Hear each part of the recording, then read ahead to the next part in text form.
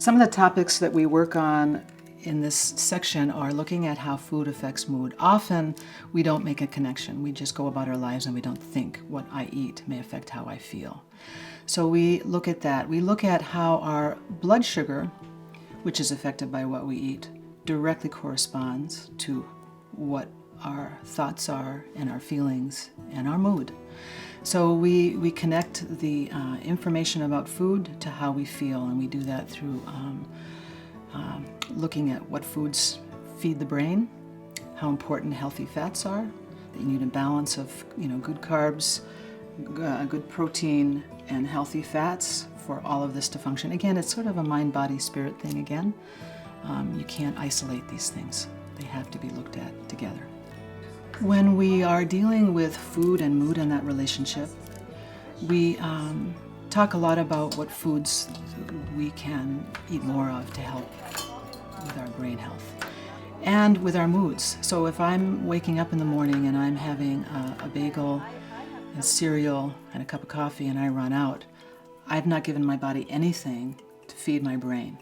A lot of carbohydrates, which raise blood sugar, and that causes issues with foggy thinking and all sorts of things. So what we want to do is learn about the foods like pasture-raised eggs, grass-fed meats of all sorts.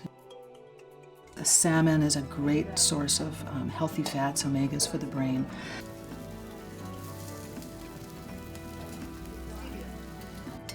Green leafy vegetables. So we look at all those foods and we cook with a lot of those foods, and we look at traditional Somali meals and we find what's good at them and we make them even more wonderful by adding these healthy brain foods. There's a concept out there about primary and secondary foods. And when I say that, you might think immediately, well, primary food is the food I eat, right? And it isn't.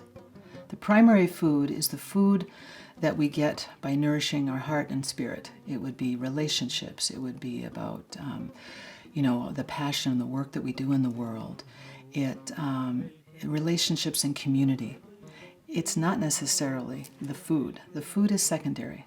So we spend a lot of time on, which is why the circle is designed as it is, looking at how are we and what things do we need to do in our life to balance those things out better. So the goal here is to have your primary and your secondary foods in balance. Too much of one and you'll get illness in one way, mental illness or physical illness. So when we bring them together, you have a balanced, healthy, optimal health and well-being life, a lifestyle that is reflective of that. So. No matter what culture we're from and where we've been, many of us have experienced stress and trauma in our lives. We know that our Somali communities, just by the nature of moving from one country to the other, has experienced more than most. And if we were to ask, we would probably not be able to bear some of the stories.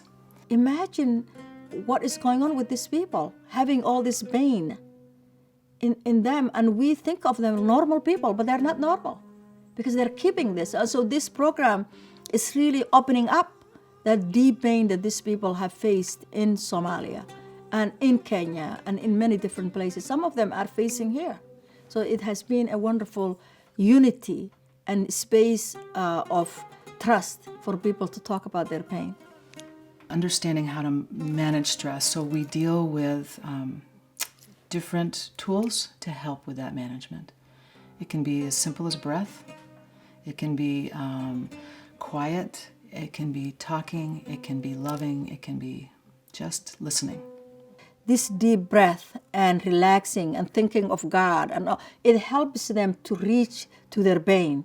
And some of them start talking about their pain. Every woman who heals herself helps heal all the women who came before her and all those who will come after her.